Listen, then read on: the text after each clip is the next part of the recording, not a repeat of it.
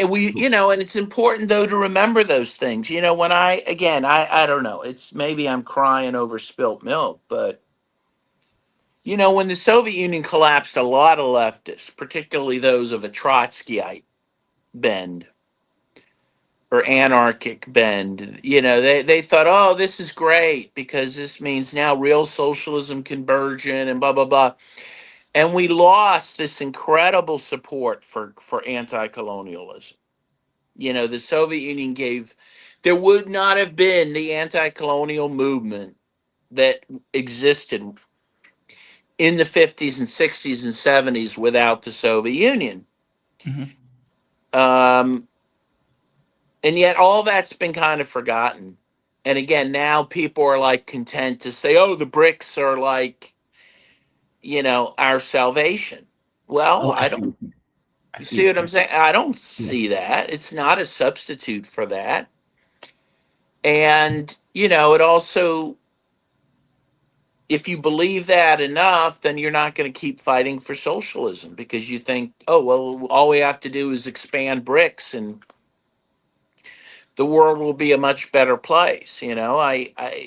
I don't see it. I mean, I support the BRICS and I think it's a necessary thing in the world, but I don't see it as sufficient to stop horrors like the one in Gaza. I mean, and that's just, I don't have to say anything except point to the reality. I mean, to prove my case. Yeah. Yeah. Okay. I see what you mean. They function differently. Like the Soviet Union, Warsaw Pact functioned differently than BRICS functions. I mean, BRICS is countries from all over the globe. I mean, God, you have Brazil, you have Russia, you have India, China, South Africa, Indonesia, if I'm not mistaken. Like you have all of Iran. All of these countries are in disparate parts of the globe. And so they're not, it's not the commonality of interests. The commonality of interest is pushing back against a hegemon because they believe that this kind of hegemonic order has been able to take advantage and set its own rules. And That's different.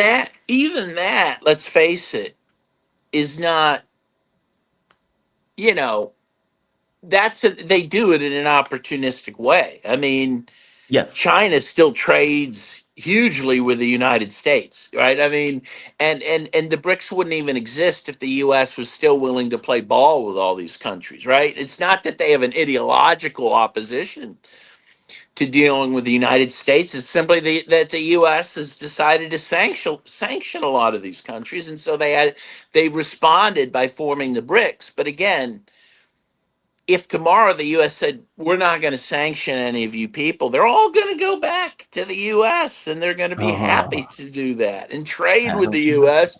and disband the BRICS. I don't know, It, Daniel. Go ahead. I'm sorry. I didn't mean to interrupt. I'm sorry. I'm just Please. saying, you look at Russia now. I mean, Putin's starting to cooperate with Trump in the Arctic, and again, Putin would be thrilled if tomorrow they lifted the sanctions and they'd be back to trading with the U.S. China trades with the U.S. Um, the good news is for now, at least because of tariffs, China's starting to cut off to at least a significant degree the provision of rare earth minerals to the U.S. that they need for the military industrial complex. But that's in response to the tariffs. It's not an ideological thing. And if Right. Trump lifted the tariffs tomorrow, they'd be happy to return to supplying rare earth minerals to the U.S. so the U.S. could go kill people. There's no ideological opposition to this.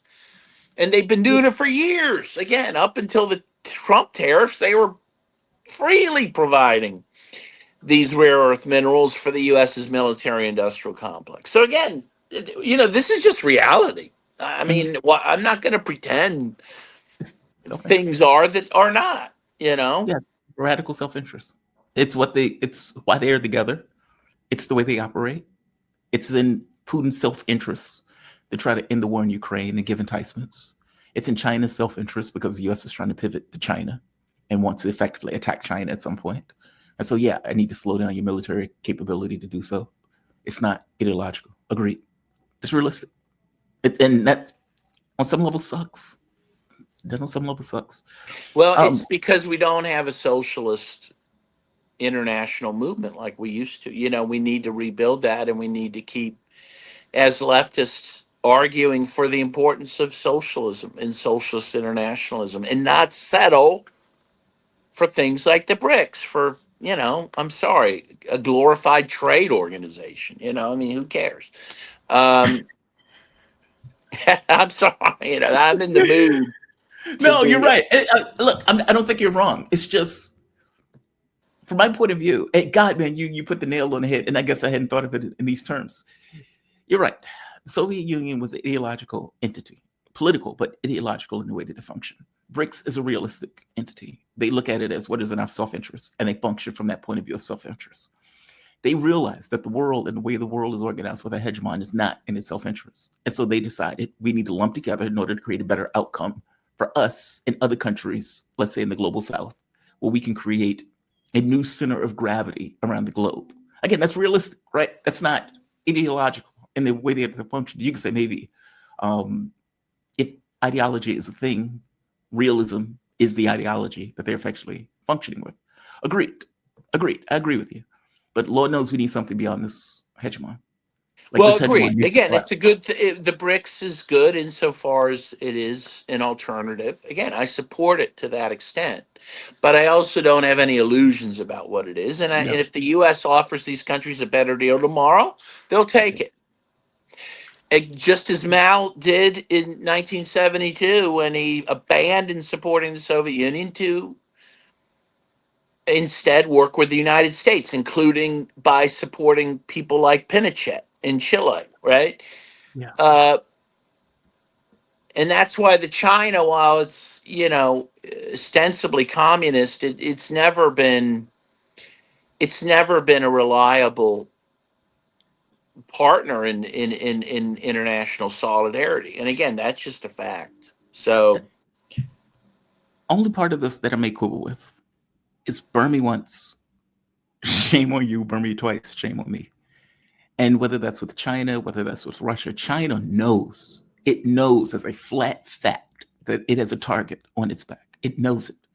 And that the US has been trying to pivot to come after China, even militarily, in the way that they've been going after, let's say, Russia or going after Iran, using Philippines, Australia, South Korea, etc., to effectively try to Vietnam, even Vietnam. Vietnam, again, look at Vietnam and how, they've been strange in their international relations. Again, sometimes willing to work with the U.S. against China. But that's my point. So and China's been willing to work against Vietnam. China attacked Vietnam after the Vietnam War with the United States. Then Vietnam had to fight China. Can you imagine that? I mean, again, like the China again never had the vision that the Soviet Union had about these things. Wait, I thought China sent troops to Vietnam. China supported Vietnam to some extent in the war against the U.S. The Soviet Right. Union gave a lot more support. And then when the Vietnamese were victorious, China uh, backed Pol Pot in Cambodia against Vietnam. Oh, I see. Okay.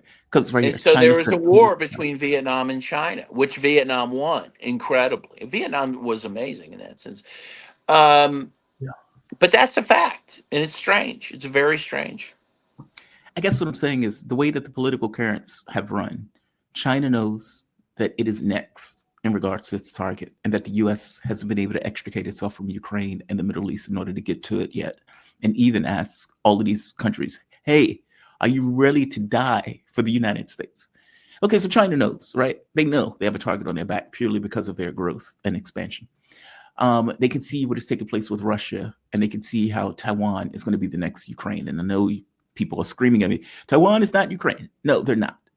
In a political sense, in the way that they're being used in very similar ways.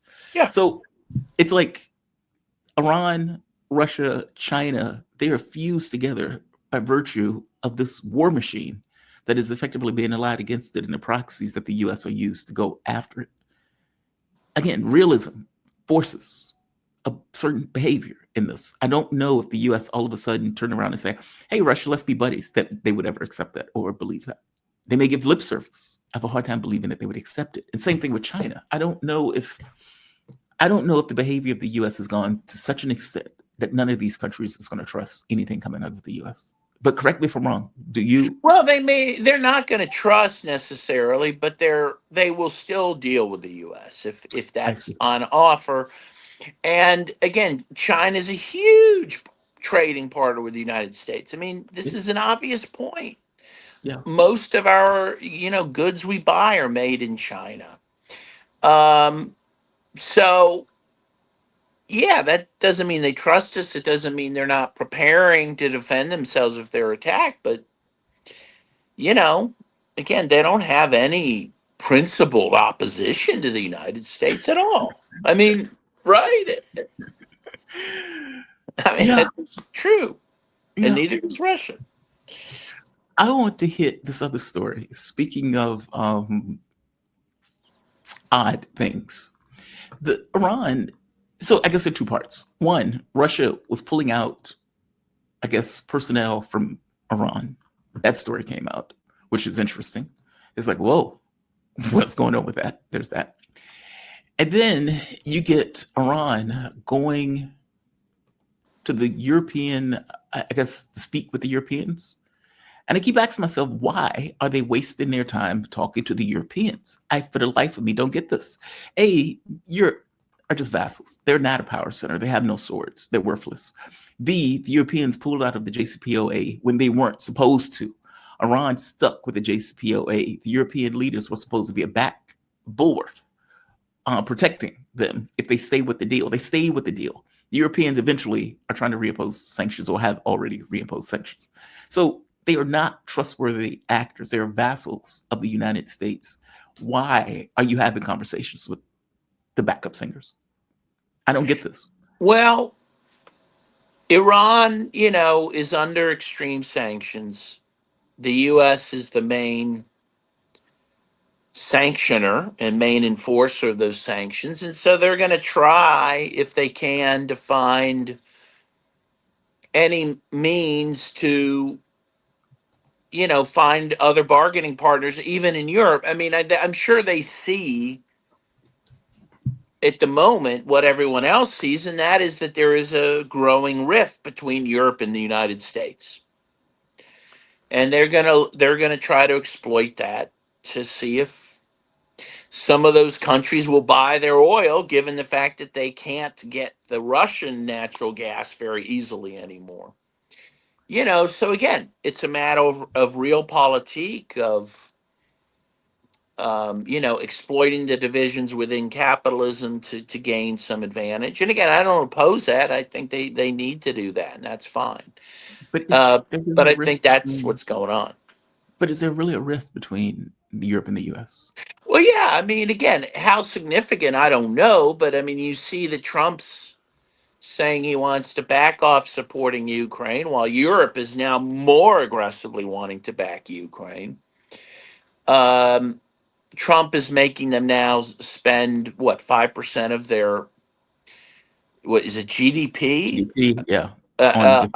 on arms, and I think they're not happy about that. I mean, again, you're right; they're vassals, but they're not happy vassals, and they're vassals again because they feel they don't have a choice.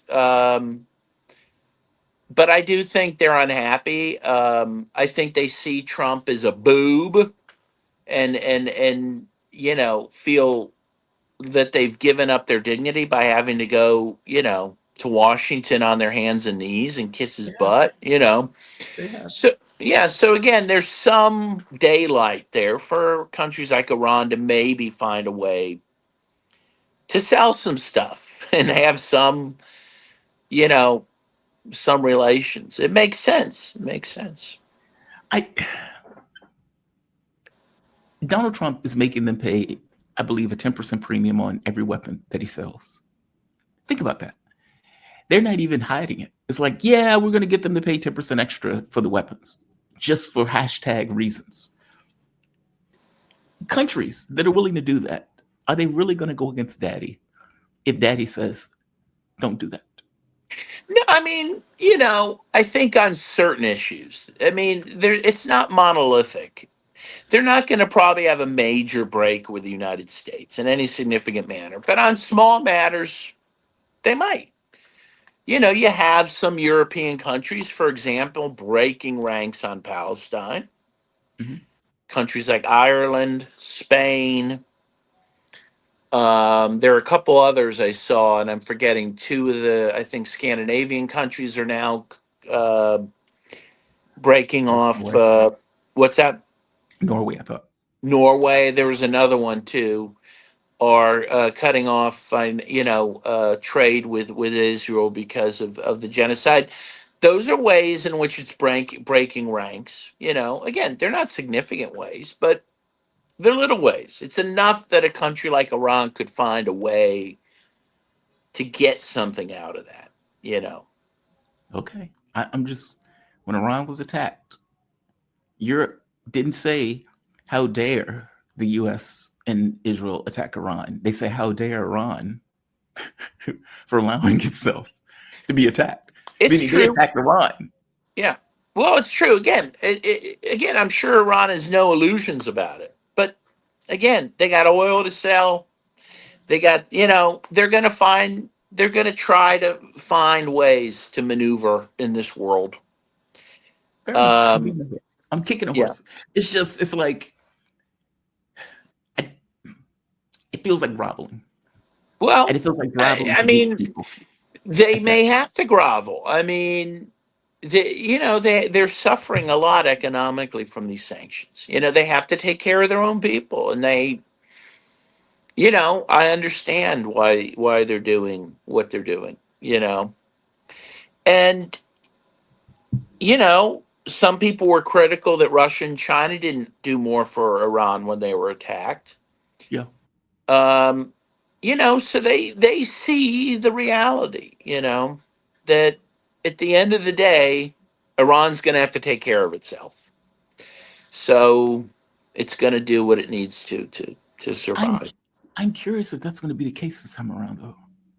Like, it seems that We'll Israel see. is planning an imminent attack on Iran. Yeah, in fact, I saw maybe Iran's planning a preemptive attack just to, in the face of that, which I would support, Yeah. obviously. So we'll see, and we'll see what Russia and China will do. I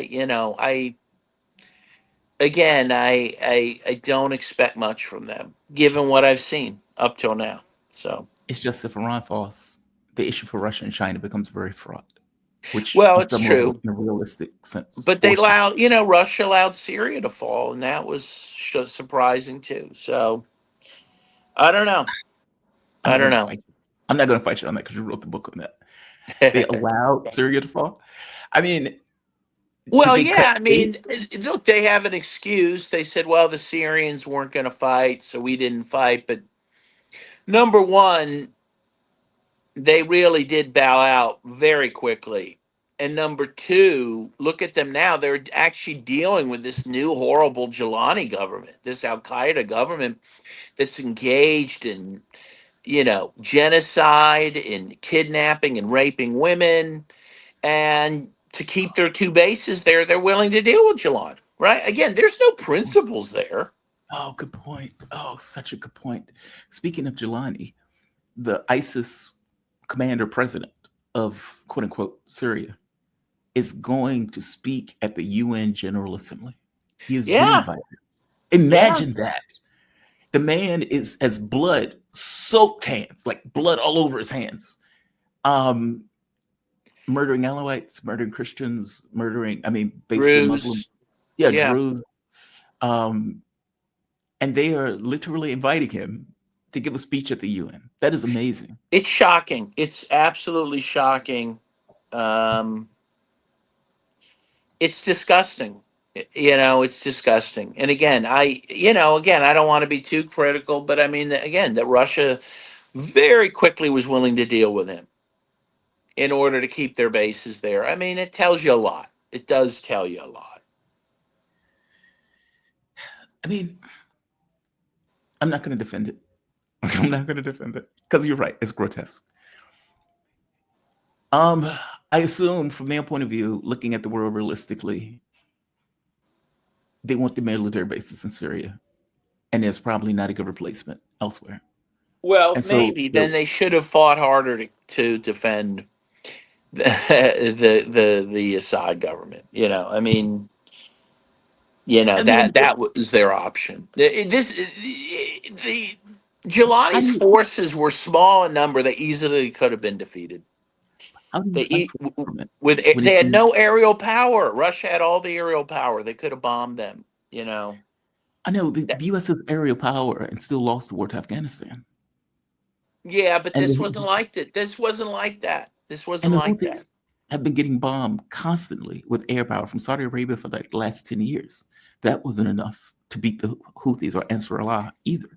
Well, Air- but that's different. I mean, this was not an indigenous movement like the Yemeni movement or the Afghan movement. These are a third of the fighters are foreign fighters, and even Right. the ones that are domestic ones are mostly from Idlib. And everyone saw them coming from Idlib to all these other cities. They could have been bombed on the road. It didn't happen. It wasn't like there was some uprising within Aleppo or within Homs or within Damascus. These people were just marching from Idlib to this city and then to that. They saw them coming. Do you believe that Russia wanted to give up Syria? No, I don't believe that. But I also Okay. believe they didn't do enough to fight it. Okay. And I guess from my there you point go. of view, they're in the middle of a war in Ukraine, and it's very possible that they're overextended, just like the Rand paper wanted to imply. We need to overextend Russia and Ukraine, which prevents them from getting involved in other theaters around the globe. Well, but they were already involved in Syria. They had fought there for years to defend Syria. Um, to give it up that easily it's a lot of us are scratching our heads. And if Iran falls, as you say, they'll be in big trouble, and Syria falling will help Iran to fall. I mean, everyone Agreed. knows that. Agreed. Um, These are dominoes. yeah. So, again, I don't want to be too critical, but I mean, again, just looking at the world and looking at reality, um, we as leftists cannot count on Russia, cannot count on China to do the right thing. And, you know, that's just a fact. It's just a fact. And I guess I'm reacting to a certain naivete amongst many leftists in believing otherwise, and kind of, I think, trumpeting too hard what the meaning of BRICS is and what the nature of the governments in Russia and China are. But see, Russia's not a leftist government, though. No, and that's the point. But a lot of leftists act as if it is. It's like the vestigial or the residual of the Soviet Union, and they're like, yeah, but it's not a Yeah, Russian. It's not it's left. just the way that Zionism and Judaism is conflated by both sides. Both sides conflate the Soviet Union and Russia, and they're not the same thing. Yeah. And How Lavrov, the fact that he wore a sweatshirt with the CCCP on it doesn't change that. Um, do not be fooled. fair enough. Fair enough. Um, Daniel, thank you for this. Oh, You're by the very way, did you have welcome. anything else to say on him going to the UN? I got to be honest with you. I don't quite get this invite. I mean, I know that they're trying to dress him up. It's like we're going to dress him in a suit. I was about to say something pretty horrible and racist because I think he's a horrible person. Um, but I know they're going to dress him up in a suit. They're going to shave his beard. They're going to take off his turban. They're going to say, "Hey, here's this new person." Donald Trump shook his hand. Everything is great. Pay no attention to the Alawites being massacred. Pay no attention to the Druze being massacred. Pay no attention to the Christians being massacred. Pay no attention to the destruction of this state and the murdering of the people within the context of the state. We're now going to seal the deal by having him speak at the UN. That's Well, amazing. he's being invited as a head of state. I mean, the problem is that he's been recognized as the head of state. That's the problem. Once he is, September is when the new session of the UN starts, and there will be a lot of heads of state speaking. So Mhm. the sin is not him coming to speak at the UN. It's that he should not have been recognized as the government of Syria, and that unfortunately has already happened. Yeah. Yeah. Just think, take decades, spend billions of dollars, hundreds of billions to overthrow a state, or billions to overthrow a state. Have terrorists effectively do it, replace and destroy the head of that state, then turn around and pretend as if the terrorists that were heading ISIS, no less, are now good, respectable human beings. It's incredible. Again, everyone Yeah. should be ashamed of themselves who's part of Yeah. that. Absolutely.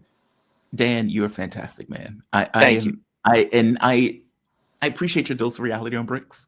I guess I hadn't thought of it in those terms. Like, from a leftist point of view, I guess I never looked at BRICS as a leftist organization. I just looked at it as a bulwark against the current order, just like a force for multipolarity.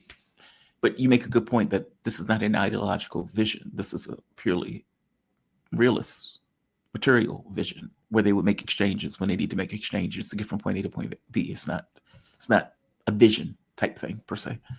Oh, that's a good point. You're going to rile people up with that. But I know. Yeah, I enjoy it. All right, I do that. Dan Kovalik, American human Thank you. rights, labor rights lawyer, and political activist. He previously taught at the International Human Rights, International Human Rights at the University for Pittsburgh School of Law. Dan, you have a fantastic rest of your day, man. Thank you for this. You I too. really appreciate Thank you. Thank you very much. it. Bye-bye. Bye-bye. All right. Dan is